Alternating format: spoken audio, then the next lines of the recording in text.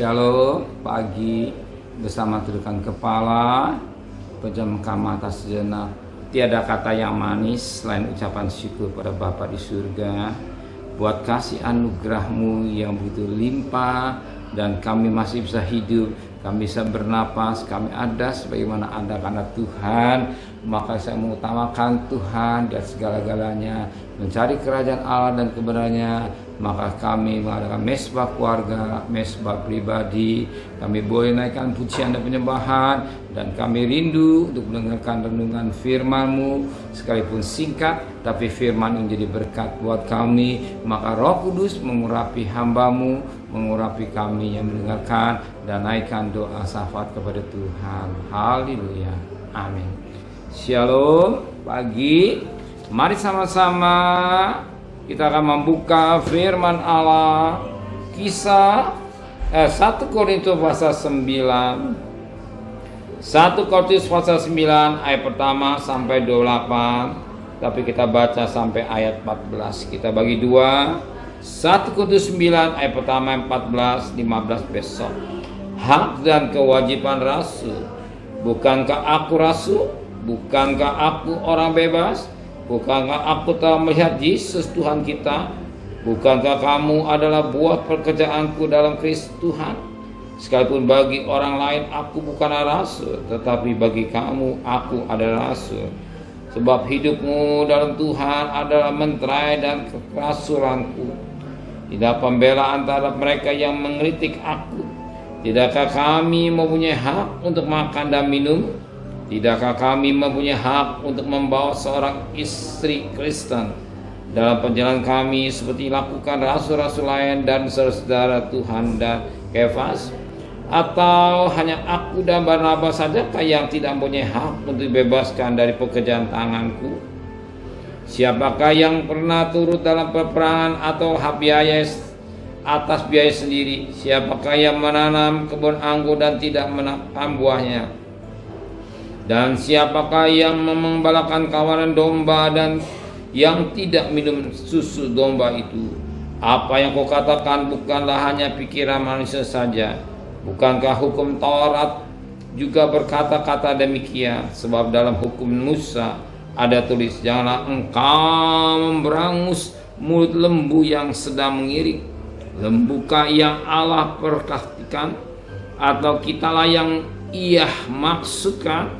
Ya, untuk kitalah hal itu ditulis, yaitu pembajak harus membajak dalam pengharapan, dan pengirim harus mengirim dalam pengharapan untuk memperoleh bagiannya. Jadi, jika kami telah menaburkan benih rohani bagi kamu, berlebih-lebihankah kalau kami menuai hasil duniawi daripada kamu?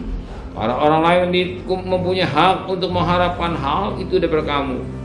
Bukan kami mempunyai hak yang lebih besar, tapi kami tidak menggunakan hak itu. Sebaliknya kami menanggung segala sesuatu, supaya jangan kami mengadakan perintangan bagi pemberitaan Injil Kristus. Tidak tahukah kamu bahwa mereka yang melayani dan tempat kudus mendapat penghidupannya dari tempat kudus itu? Dan bahwa mereka yang melayani mesbah mendapat bahagia dengan mereka dari mesbah itu. Demikian pula Tuhan telah menetapkan bahwa mereka yang memberitakan Injil harus hidup dari pemberitaan Injil itu. Puji Tuhan, suatu mutiara yang indah. Itu satu pelajaran yang sangat baik buat kita sebagai pelayan Tuhan. Kita lihat satu contoh teladan yang sangat baik, itu melalui firman Allah, melalui perkataan yang disampaikan oleh Paulus. Dikatakan pada ayat 14, demikian pula Tuhan telah menetapkan bahwa mereka yang menetapkan Injil harus hidup dari pemberitaan Injil itu. Jelas siapa yang memberitakan Injil, dan Tuhan sudah menentukan hidup dari pemberitaan Injil. Tetapi yang sangat menarik, Paulus tidak menggunakan hak sebagai pemberita.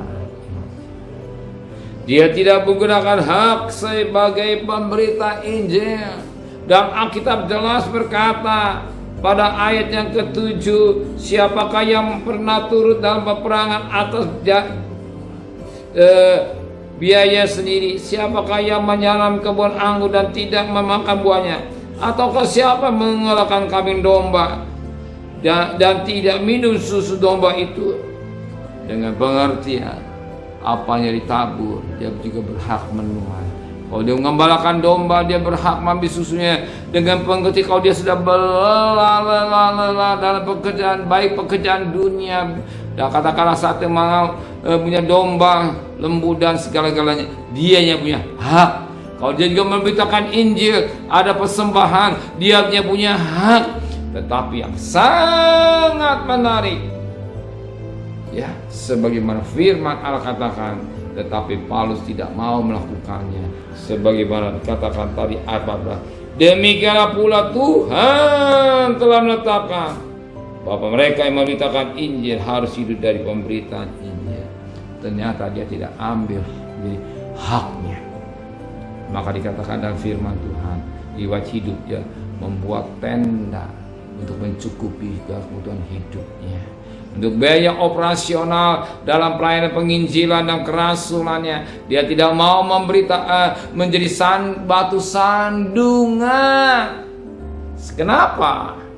Sebab dia rela berkorban. Karena kenapa? Karena dia mencintai Tuhan. Dia tidak berhitung-berhitungan dalam pekerjaan Tuhan. Dia tidak hitung rugi dalam melayani Tuhan. Dia tidak hitung-hitungan dalam berkorban. Pagi hari ini firman Tuhan khusus buat saudara saya. Pernahkah saudara merenungkan ketika saudara berkorban untuk doa seberapa jam, setengah jam? Saya rugi waktu saya habis untuk doa. Saya rugi kalau setengah jam saya berdoa. Saya rugi waktu saya habis untuk doa. Saya rugi. Bukankah time is money? Pernahkah saudara berkata demikian? Tanpa sadar saudara banyak kali berhitungan dengan Tuhan. Ingat, Paulus tidak mau berhitungan dengan Tuhan sebab dia mencintai Tuhan. Apa? Karena kasih itu korban. Karena dia mengasihi Tuhan, dia tidak berhitungan. Ingat, seorang ibu yang baik, dia tidak akan berhitungan dengan anaknya. Berapa banyak pengorbanan seorang ibu ketika anak dalam kandungan dirawat sedemikian rupa. Bahkan ketika anak terlahir dirawat sedemikian rupa. Ketika sakit, apa yang terjadi? Anaknya berkata, "Neng, lebih baik mama yang sakit daripada kamu." Itulah cinta. Kalau kita mencintai Tuhan, kita tidak akan berhitungan. Jangan kaget. Kenapa berat orang untuk adakan mesbah? Kenapa orang berat mengadakan mesbah keluarga, mesbah B? Karena berhitungan. Ingat, camkan baik. Karena mereka berhitungan dengan Tuhan. Tapi kalau saudara begitu doa, saudara terima uang lain. Tapi kalau saudara berkorban, mulai banyak orang berhitungan.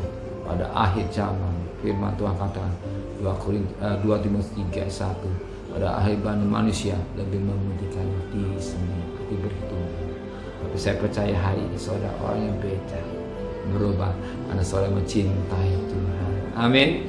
Karena saudara yang mencintai Tuhan, kalau apa yang saudara korbankan tidak diperhitungkan. Sebab saudara tahu bahwa apa yang saudara dapat semua dari Tuhan. Ingat, dari Dia, untuk Dia, dan untuk kemuliaan Dia.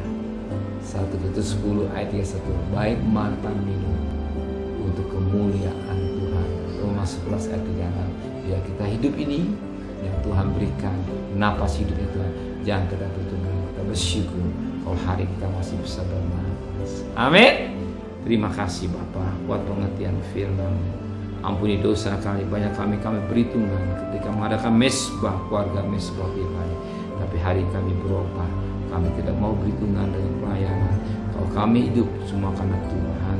Sebentar kami bekerja, berdagang, sekolah, kuliah, serta perjalanan kami pergi dengan selamat, pulang selamat, kebutuhan kami Kau cukupkan. Kembalikan besok pagi tubuh yang sehat. Berkati Bapak Presiden, Wakil Presiden, para menteri, para gubernur, para bupati, wali kota, camat, lurah, RW, RT, medis, relawan, TNI. Mereka hamba-hamba Allah, berikan mereka takut kepada Tuhan. teristimewa tahun politik tetap aman karena Tuhan mencintai tanah Indonesia. Saudara kekasih, terimalah berkat nikmat dari Allah Bapa, cinta kasih sayang dari Tuhan Yesus Kristus, dan berkat Roh Kudus dari saudara hari ini sampai Maranatha Tuhan Yesus datang. Yang cinta Dia katakan amin. Tuhan memberkatinya.